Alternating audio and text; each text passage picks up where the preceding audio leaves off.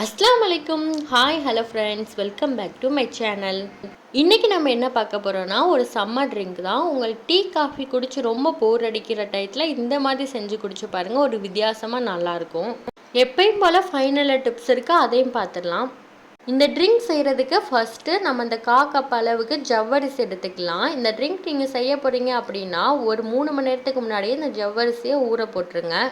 அப்போ தான் நம்ம ட்ரிங்க் செய்கிற நேரத்தில் கரெக்டாக ஊறி வந்திருக்கும். நெக்ஸ்ட்டு நம்ம ஜெல்லி செஞ்சிடலாம். அதுக்கு இந்த சைனா கிராஸ் இல்லைன்னா சில பேர் இதை அகரகர்னு சொல்லுவாங்க, இதை எடுத்துக்கலாம். இது டிபார்ட்மெண்ட் ஸ்டோரில் கண்டிப்பாக கிடைக்கும். இன்றைக்கி நான் 10 கிராம் அகரகர் எடுத்துக்கிறேன். இந்த 10 கிராமுக்கு நான் 2 கிளாஸ் தண்ணி எடுத்துக்கிறேன். இது நல்லா சூடானோன்னே இதை கட் பண்ணி நம்ம அதில் சேர்த்துடலாம். சேர்த்து கொஞ்சம் கலக்கி விட்டுறலாம். இது நல்லா ஹீட் ஆகி நல்லா கரைஞ்சி வரட்டும். இதில் நம்ம போட்டிருக்க அகரகர் எல்லாமே. இதுக்கப்புறம் நம்ம பூஸ்ட்டு 3 ஸ்பூன் சேர்த்துக்கிறேன். உங்களுக்கு பூஸ்ட்டு பிடிக்கல அப்படின்னா நீங்கள் போன்விட்டா, ஹார்லிக்ஸ் இந்த மாதிரி எந்த வீட்டில் இருக்கோ அதை சேர்த்துக்கலாம். பூஸ்ட்டு சேர்த்துட்டு நம்ம இதை நல்லா கலக்கி விட்டுறலாம். நல்லா கரைஞ்சி வரட்டும். அடுத்து நம்ம இதில் 1/4 ஸ்பூன் காஃபி தூள் சேர்த்துக்கலாம். காஃபி தூள் சேர்க்கறதுனால கொஞ்சம் ரெஃப்ரெஷிங்காக இருக்கும். காஃபி தூள் சேர்த்துட்டு இதை நல்லா கலக்கி விட்டுறலாம். இப்போ இது எல்லாமே நல்லா கரைஞ்சி வரட்டும். அடுத்து நான் இதில் 1/4 கப்பு ஜீனி சேர்த்துக்கிறேன். ஜீனி சேர்த்தா தான் ஜெல்லி நல்லாயிருக்கும். ஃபைனலாக இது எல்லாமே நல்லா கரைஞ்சி வரட்டும். இந்த மாதிரி நல்லா கலக்கி விட்டுறலாம். இதுக்கப்புறம் நம்ம இதை வடிகட்டி ஜெல்லி செட் பண்ணிடலாம். நீங்கள் ஜெல்லி செட் பண்ணுறப்ப கண்டிப்பாக வடிகட்டி தான் செட் பண்ணணும். ஏன்னா இதில் சிலது கரையாமல் இருக்கும். அதெல்லாம் வடிகட்டுறப்ப நம்மளுக்கு வந்துடும். எந்த பபுள்ஸும் இல்லாமல் நம்ம நல்லா இதை கலக்கி விட்டுறலாம். ஒரு 1/2 அன் ஹவர் இதை நம்ம அப்படியே விட்டுறலாம். ஜெல்லி செட் ஆயிடும். ஜெல்லி செட் ஆகி வரக்குள்ள நம்ம இங்கிட்ட பால் காய்ச்சிடலாம். இது ஃபுல் க்ரீம் மில்காக எடுத்துக்கோங்க. அப்போ தான் நல்லா திக்காக இருக்கும். நம்ம அது ட்ரிங்க் குடிக்கிறப்ப ரொம்ப டேஸ்ட்டாகவும் இருக்கும். இப்போ நல்லா பால் கொதிச்சு வந்துருச்சு. அதுக்கப்புறம் நான் 3/4 கப் அளவு ஜீனி சேர்த்துக்கிறேன். அடுத்து நம்ம இதில் கண்டென்ஸ்டு மில்க் சேர்க்குறதுனால நான் 3/4 கப் அளவு ஜீனி சேர்த்துருக்கேன். நீங்கள் அது சேர்க்கலை அப்படின்னா 1 கப் அளவு ஜீனி சேர்த்துக்கோங்க. ஜீனி நல்லா கரையிற மாதிரி கலக்கி விட்டுட்டு நல்லா கூலானதுக்கப்புறம் ஃப்ரிட்ஜில் தூக்கி வச்சிடலாம். அடுத்து நம்ம ஊற வச்சிருக்க ஜவ்வரிசியை அடுத்து நம்ம வேக வச்சிடலாம். அதுக்கு 1 கிளாஸ் அளவு தண்ணி ஊற்றிட்டு நம்ம அந்த ஜவ்வரிசியை சேர்த்து நல்லா வேக வச்சிடலாம்.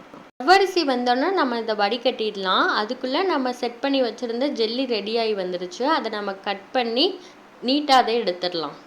நீங்கள் அகரகர் வச்சு ஜெல்லி செய்யலைனாலும் ஜெலட்டின் ஜெல்லி பவுடர் வச்சு ஜெல்லி செய்யலாம். பட் அகரகர் ரொம்ப உடம்புக்கு நல்லது. இப்போ எல்லாமே ரெடியாகி வந்துடுச்சு. அடுத்து நம்ம ட்ரிங்க் பண்ணிடலாம். பாலும் நல்ல கூலாகி வந்துடுச்சு. ஆடை எல்லாமே நல்லா எடுத்து விட்டுறலாம். அந்த மாதிரி இதில் நம்ம 2 ஸ்பூன் பூஸ்ட்டு சேர்த்துக்கலாம். பால் நல்லா கூலாக இருக்கிறதுனால நல்லா கலக்கி விடுங்க. அப்போ தான் நல்லா கரையும். இப்போ நல்லா கலக்கி விட்டாச்சு. இதுக்கப்புறம் கண்டென்ஸ்டு மில்க் சேர்த்துக்கலாம். இந்த ஒரு கரண்டி அளவுக்கு நான் கண்டென்ஸ்டு மில்க் சேர்த்துக்கிறேன். உங்களுக்கு கண்டென்ஸ் மில்க் சேர்க்க விருப்பம் இல்லை அப்படின்னா நீங்கள் அதுக்கு பதிலாக ஜீனி எக்ஸ்ட்ரா சேர்த்தாலும் நல்ல ஃப்ளேவராக இருக்கும். இன்றைக்கி நான் 2 கரண்டி அளவு பாதாம் பிசின் ஊற வச்சுருக்கேன். அதையும் சேர்த்துக்கிறேன். உங்களுக்கு இது வேணாம் அப்படின்னா நீங்கள் அதை ஸ்கிப் பண்ணிடுங்க. அடுத்து நம்ம இதில் செட் பண்ணி வச்சுருக்க ஜெல்லியை சேர்த்துடலாம். அடுத்து நம்ம இதில் ஜவ்வரிசியும் சேர்த்துக்கலாம்.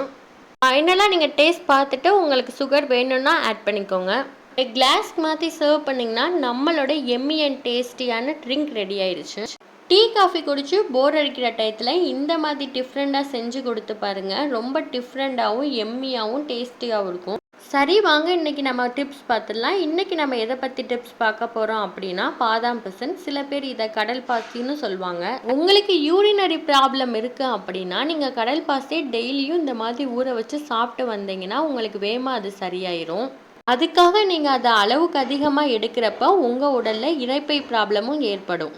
ஸோ ஒரு பொருளோட நன்மையின் தீமையை அறிந்து அளவோடு பயன்படுத்தி ஆரோக்கியத்தை மேம்படுத்தலாம். இந்த ரெசிபி அண்ட் டிப்ஸ் உங்களுக்கு கண்டிப்பாக பிடிச்சிருக்கு நம்புறேன். பிடிச்சிருந்தா நம்ம சேனலை மறக்காமல் சப்ஸ்கிரைப் பண்ணிடுங்க.